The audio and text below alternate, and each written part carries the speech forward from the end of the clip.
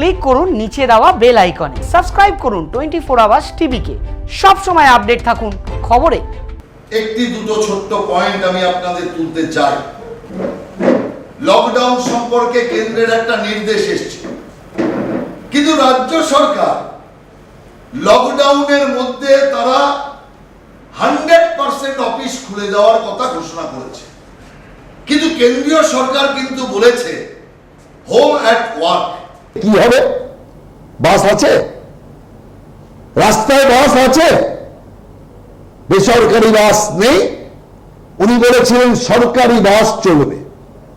সরকারি বাসের দেখা পাওয়া আর ভগবানের দেখা পাওয়া এই কদিন আমরা দেখেছি সেই রকম সমান।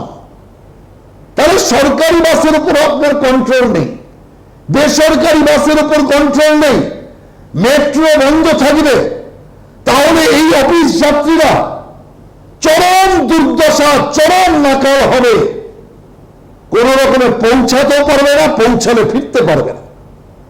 সেই কারণে অর্থনৈতিক কর্মকাণ্ড চালু তো করতে হবে, কিন্তু বাস্তব বুদ্ধির উপর বিচার করে তাকে চালু করাটাই বুদ্ধিমানের কাজ। সেই কাজটা সরকার ঠিকভাবে করুক, এটা আমরা চাইছি।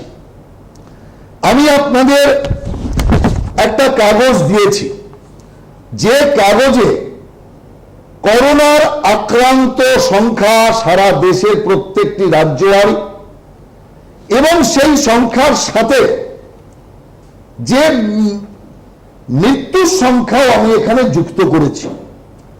সেখানে আমি আপনাকে পুরো রাজ্যের ডিটেলস না পড়ে কয়েকটি রাজ্য যেখানে সংক্রমণ অত্যাধিক বেশি সেই রাজ্যগুলোর নাম আমি আপনাদের সামনে 4-5টা রাজ্যের নাম পড়ছি। যেমন ধরুন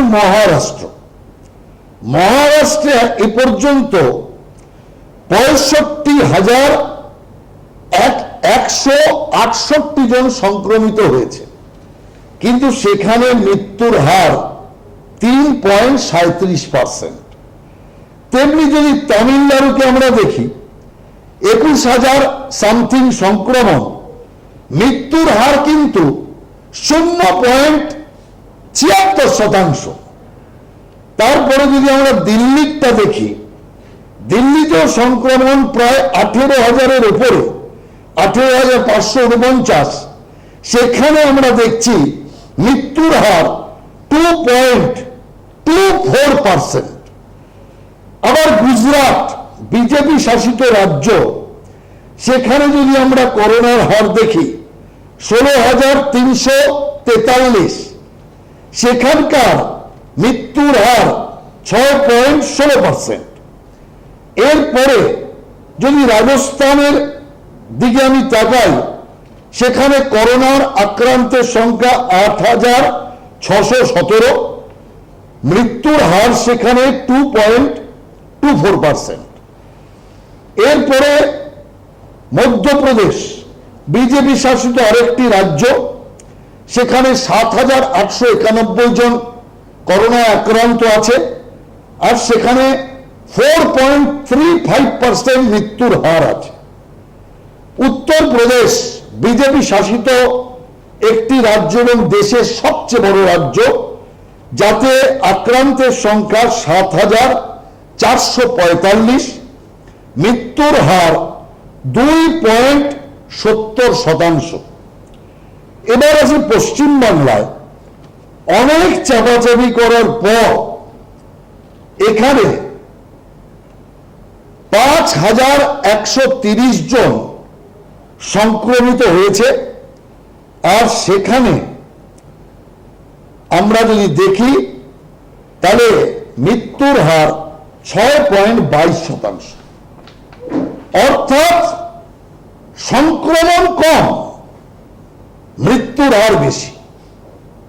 দেশের মধ্যে যদি মৃত্যুর হার যদি আমি দেখি, তাহলে আপনি দেখবেন মৃত্যুর হারে পশ্চিম বাংলা 1 নম্বর, সমস্ত রাজ্যকে ছাপিয়ে গেছে।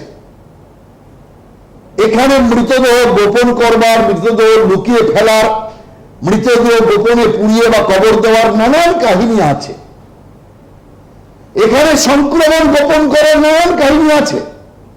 তারপরেও কিন্তু এটা মাথায় রাখতে হবে, ডেথ রেটে পশ্চিম বাংলা ভারতের মধ্যে 1 নম্বর। যদি আপনি রিকভারি রেটে দেখবেন, রিকভারি রেট যদি বড় বড় রাজ্য যেগুলো আক্রান্ত হয়েছে, এই রাজ্যগুলোর নাম যেগুলো বললাম, এই রাজ্যগুলোর সাথে রিকভারি রেটেরও যদি তুলনা করবেন, তাহলে পশ্চিম বাংলা দ্বিতীয় স্থানে। দ্বিতীয় স্থানে মানে নিচ থেকে, মানে সবচেয়ে খারাপ অবস্থা। যদি আমি 6টা রাজ্য ধরি, তাহলে 6টা রাজ্যে 5 নম্বর জায়গায় পশ্চিম বাংলা, 6 নম্বর জায়গায় মহারাষ্ট্র, মাত্র 2% তফাৎ। তার মানে রিকভারিতে পশ্চিম বাংলা অন্যান্য রাজ্যের চেয়ে অনেক পিছিয়ে। যে সংক্রমিত বড় বড় রাজ্য যেগুলোর নাম আমি বললাম, সেই রাজ্যগুলোতে রিকভারি রেট অনেক ভালো, কিন্তু পশ্চিম বাংলা রিকভারিতে প্রচুর পিছিয়ে আছে। সেই কারণে আমি বলতে চাই, পশ্চিম বাংলায় এ সংকট কিন্তু দারুণভাবে ঘনীভূত হচ্ছে। শুধুমাত্র পরিযায়ী শ্রমিকদের আটকে যদি মমতা ব্যানার্জি মনে করেন এই করোনা সংকট মোকাবেলা করে ফেলবেন, তাহলে ভুল করছে। পরিযায়ী শ্রমিকরা ঢুকবেই, লকডাউন খুলে গেছে, আন্তঃরাষ্ট্রীয় বাস চালু হয়ে গেছে, ট্রেন চালু হয়ে যাচ্ছে, বিমান পরিষেবা চালু হয়ে গেছে, আপনি ঢুকবেন কি করে? সেই কারণে কোয়ারেন্টাইন সেন্টার তৈরি করার কাজ চালান। সেই কোয়ারেন্টাইন সেন্টার যদি চালাতে হয়, আপনার কাছে লোক না থাকে, তাহলে রাজনৈতিক দল, ক্লাব, এনজিও, বিভিন্ন স্বেচ্ছাসেবী সংগঠন, সেবা সংগঠনের নাম বললাম, তাদের উপর দায়িত্ব দিন। তারা কোয়ারেন্টাইন সেন্টার চালাবে, সরকারকে মদত করতে তৈরি আছে। কিন্তু সরকারের মধ্যে একটা ভয় যে আমরা পারি আর না পারি, করি আর না করি, কাউকে করতে দেব না। নইলে আমরা ত্রাণ নিয়ে যাচ্ছি, অন্য সংগঠন ত্রাণ নিয়ে যাচ্ছে, সরকার বাধা দিচ্ছে। নিজেরাও ত্রাণ নিতে দেবেন না, নিজেরাও যাবেন না, অপরকেও ত্রাণ নিয়ে যেতে দেবেন না। এটা কোন জাতীয় সেবা ধর্ম হচ্ছে? সেই কারণের জন্য সকলের অধিকার দিন, যাতে যেখানেই নিপীড়িত হাহাকার কর্মওয়ালা মানুষ রয়েছে, তাদের কাছে ত্রাণ সেবা পৌঁছে দেওয়ার জন্য সবাই মিলে ঝাঁপিয়ে পড়া দরকার। তাই মুখ্যমন্ত্রীর কাছে আমার আবেদন, সেবা ধর্মের মনোভাব নিয়ে 3টে মাস রাজনীতি বন্ধ রাখুন। 3 মাস বাংলাকে বাঁচান। মানুষই যদি না বাঁচে, রাজনীতিটা করবেন কাকে দিয়ে? সেই কারণে মানুষকে বাঁচানো, ধর্মকে পালন করুন, রাজ্যকে বাঁচানোর ধর্মকে পালন করুন। তাই আসুন আমরা সবাই মিলে এই রাজ্যের মানুষকে বাঁচানোর জন্য, রাজ্যের মানুষের সেবায় নিযুক্ত, তার জন্য অগ্রণী ভূমিকা মুখ্যমন্ত্রীকে নিতে হবে। আর সেই কারণে আমি এই 10টি প্রস্তাব, 10টি খোলা প্রস্তাব মুখ্যমন্ত্রীর কাছে আমি পাঠিয়েছি। আমি আশা করব মুখ্যমন্ত্রী প্রস্তাবগুলো বিবেচনা করবেন এবং সদর্থক পদক্ষেপ রাজ্যের এবং রাজ্যবাসীর স্বার্থে নেবেন, এটাই আমার বিশ্বাস। ধন্যবাদ। তাহলে একটা কথা সেটা হচ্ছে, আপনি যে ডেটাটা বললেন, মানে তৃণমূল কংগ্রেসের পক্ষ থেকে বলা হচ্ছে যে মৃত্যুর হারে তারা তো একে নয়, গুজরাট রয়েছে। শুধু মৃত্যুর হার দিয়ে বিচার করলে সেটা তো বোধহয় তাদের বক্তব্য হচ্ছে যে ঠিক হবে না। কারণ আপনার ডেটা তো তাই, গুজরাট 6.16, ওয়েস্ট বেঙ্গল 6.02। দেখুন, ব্যাপার হচ্ছে হার আপনার সামান্য পয়েন্টে রেট বেড়েছে, কিন্তু সংক্রমণ যেখানে অতটা, সেখানে মৃত্যুর হার ওই জায়গাতে রয়েছে। আর এখানে তো সংক্রমণকে গোপন করে রয়েছে, এখানে তো স্যাম্পেল টেস্টই হচ্ছে না, র্যান্ডাম টেস্ট হচ্ছে না। একমাত্র রাজ্য পশ্চিমবাংলা যেখানে র্যান্ডাম টেস্টিং হচ্ছে না, একমাত্র রাজ্য পশ্চিমবাংলা যেখানে মৃতদেহ পাচার করবার অভিযোগ আছে। একমাত্র রাজ্য পশ্চিমবাংলা যেখানে রোগ গোপন করবার অজস্র অভিযোগ আছে, যেখানে হাসপাতালে মৃতদেহ স্তূপ পড়ে আছে।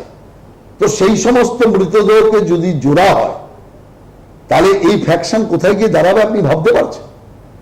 সেই কারণের জন্য আজকে পশ্চিমবাংলা লুকিয়ে চুরিয়ে এখন পর্যন্ত তো চালানোর চেষ্টা করছে। ব্যাপক সংক্রমণ যখন বাড়বে তখন লুকোবেন কি করে?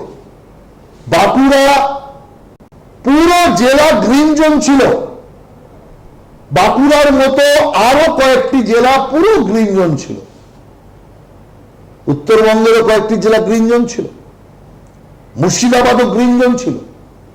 কিন্তু ধীরে ধীরে কি হচ্ছে? সেখানেও করোনা আক্রান্ত হচ্ছে। বাঁকুড়ার ছাতনায়, কমলপুরে যারা করোনা আক্রান্ত হয়েছে, কাহিনী শুনলেন? তাদেরকে টেস্ট করে ধরা পড়েছে করোনা,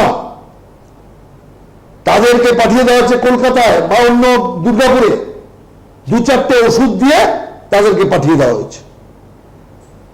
এই অভিযোগও প্রচুর উঠছে যে করোনা রোগীকে সামান্য কিছু ওষুধ দিয়ে তাদের বাড়িতে পাঠিয়ে দেওয়া হচ্ছে, তার কারণ হসপিটালে তাদের রাখবার মতো অবস্থা নেই, সরকারের ইনফ্রাস্ট্রাকচার নেই। তো এই নাম্বারগুলো তো আসছে না। তো সেই কারণের জন্য আমি আজকে যে প্রপোজাল আমি দিয়েছি সরকারকে, আমি আগেই বলেছি অপদস্থ করবার জন্য নয়, সরকারকে বিব্রত করার জন্য নয়। করোনার শুরুতে, আমফানের শুরুতে আমরা সরকারের কাছে প্রস্তাব রেখেছিলাম যে আমরা নিজেদের অফার করছি, আমরা রাজনীতি ভুলে মানুষের জন্য সেবা করবো, আসুন সবাই মিলে করি। কিন্তু সরকার এক পেশে রাজনীতি নীতি নিয়ে চলেছে। আজকে আমার এই প্রপোজালের মুখ্য কারণ হচ্ছে সরকারকে চোখে আঙুল দিয়ে দেখানো যে পরিস্থিতি ধীরে ধীরে খারাপের দিকে যাচ্ছে। কোন রাজ্যের সাথে তুলনা করে সরকারকে বিব্রত করার মানসিকতা নিয়ে বলিনি। আজকে যেটা বলছি যে পরিস্থিতি বাংলার খারাপ, সেই পরিস্থিতিকে ভালো করবার জন্য আমাদের ঐকান্তিক সকলের প্রচেষ্টা দরকার, তার অগ্রণী ভূমিকা মুখ্যমন্ত্রীর নেওয়া দরকার। আর সেই কারণেই 10টি প্রপোজাল আমি সরকারের সামনে রেখেছি। 10টির জায়গায় কেউ আরো 5টি প্রপোজাল যুক্ত করতে পারে, কিন্তু একটি প্রপোজালও বাদ দেওয়ার মতো প্রপোজাল নেই, আমি গ্যারান্টি দিয়ে কথা বলতে পারি। এর সাথে আরো 5টা যুক্ত হতে পারে, 10টা যুক্ত হতে পারে। সেই কারণে সরকার আরো প্রপোজাল নিয়ে একটা সার্বিক কর্মনীতি তৈরি করুক। সার্বিক কর্মনীতি, যে নীতির মাধ্যমে সরকার সকলকে নিয়ে করোনা মোকাবেলা করুক। ডিজাস্টার ম্যানেজমেন্ট টিম এসছে, আমি উদাহরণের জন্য বলছি। আমফান তুফান মোকাবেলায় সরকার কি করলো? আগের দিন, আমফানের আগের দিন স্টেটমেন্ট করছে ওরা কেন জেলার সাথে গিয়ে কথা বললো, নবান্নতে কেন কথা বললো ওরা? যখন আমফান তুফান আসছে তার কয়েক ঘন্টা আগে সরকার কোথায় বাহবা দেবে? না চাইতে ন্যাশনাল ডিজাস্টার টিম চলে এসছে, তারা স্পটে পৌঁছে গেছে, তারা প্রিকশন নিতে শুরু করেছে। তারা সরকার নবান্নের সাথে কেন কথা বলল না? নবান্নের সাথে কথা বলতে বলতেই তো তুফান চলে আসতো কলকাতায়। তো এই জাতীয় ছোট মানসিকতা, সরকারের এই চিঠি দেওয়ার মূল কারণ হচ্ছে সরকারের মানসিকতার পরিবর্তন করা দরকার। ছোট মানসিকতা নিয়ে বড় কাজ করা সম্ভব নয়, মানসিকতা বদল করার দরকার আছে। ধন্যবাদ। অন্য প্রশ্ন, বেশি বিহার, ঝাড়খণ্ড, মহারাষ্ট্র, মধ্যপ্রদেশ, গুজরাট, আপনি কোনটা কত পার্সেন্ট বেশি বলেছেন? এবং ওনার দাবি 2018 সালে তো অমিত শাহকে ট্যাগ করে বলছেন যে এগুলো সবই তো বিজেপি। দেখুন, তাহলে এত কথা কেন? একটা কথা বলি, এখন অভিষেক ব্যানার্জি বা তৃণমূল কংগ্রেস যদি চায় ওদের করোনা এবং আমফানের যে চরম ব্যর্থতা থেকে দৃষ্টিকে অন্যদিকে ঘোরানোর জন্য আমরা তো বোকা নই। আমরা দৃষ্টি এখন অন্যদিকে ঘোরাবো না। আমরা এখন করোনার আমফানের ওপরই দৃষ্টি নিক্ষেপ করে রাখবো আর এই নিয়েই কথা বলবো। হঠাৎই করোনা পরিস্থিতিতে কোন রাজ্যে অপরাধ কত এটা বলার কারণটা কি? যাতে রাজনীতিটা ওইদিকে ঘুরে যায়, মানুষের অ্যাটেনশন ওইদিকে ঘুরে যায়। সরকারের ব্যর্থতা, পরিযায়ী শ্রমিকদের ক্ষেত্রে সরকারের উদাসীনতা, পরিযায়ী শ্রমিকদের অপমান, এগুলো যাতে সব ধাপ চাপা পড়ে যায়। আমরা ওই চালাকি করতে দেবো না।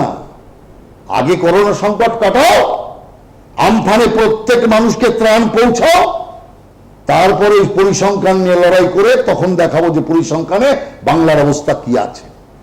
সেই কারণে এখন অন্য কোনো বিষয়ের কোনো পরিসংখ্যান আনলেও আমরা তার কোনো জবাব দিতে রাজি নই। তার কারণ ইস্যু আমরা ঘোরাতে দেব না। রাহুলদা, 100% সরকারি এবং বেসরকারি প্রতিষ্ঠান খোলা হচ্ছে এবং সেখানে আগামীকাল থেকে বেসরকারি সরকারি সমস্ত বাস চালানোর কথা ছিল। তো আজকে বাস সংগঠন জানিয়েছে যে ভাড়া যদি সরকার বৃদ্ধি না করে, মুখ্যমন্ত্রী যদি মানবিক না হন, তাহলে তারা বাস বের করবে না। এই মাত্র আমি এটা নিয়েই বললাম যে 100% অফিস খুলে দেওয়ার কথা রাজ্য সরকার ঘোষণা করেছে, কিন্তু কেন্দ্রীয় সরকার কিন্তু বলেছে যে অফিস খুললেও হোম অ্যাট ওয়ার্ক এটাকেই মূলত ফলো করুন, অর্থাৎ বেশিরভাগ লোক বাড়িতে বসে কাজ করুক, এটাই কেন্দ্রীয় সরকার বলছে। যাদের একেবারে অফিসে না যোগদান করলে হবে না তারা অফিসে যোগদান করুক, এটাই কেন্দ্রীয় সরকারের প্রস্তাব। কিন্তু মুখ্যমন্ত্রী সরকারি বেসরকারি ক্ষেত্রে খুলে দিলেন, লোকের আসবে কি করে, যাবে কি করে? এই সরকারি কর্মচারীগুলো চরম নাস্তানাবুদের শিকার হবে। আপনি এই যে কদিন ধরে দেখেছেন একটা প্রাইভেট বাস চলেছে, প্রাইভেট বাস মালিকরা বেঁকে বসে আছে, বাস চালাবে না। কিন্তু মুখ্যমন্ত্রী তো বলেছেন, তার মানে সরকারি বাসও নেই এবং কাল থেকে প্রাইভেট বাসও থাকবে না, দুটিতে সরকারি বাস থাকবে। তো এই লোকেরা আসবে কি করে?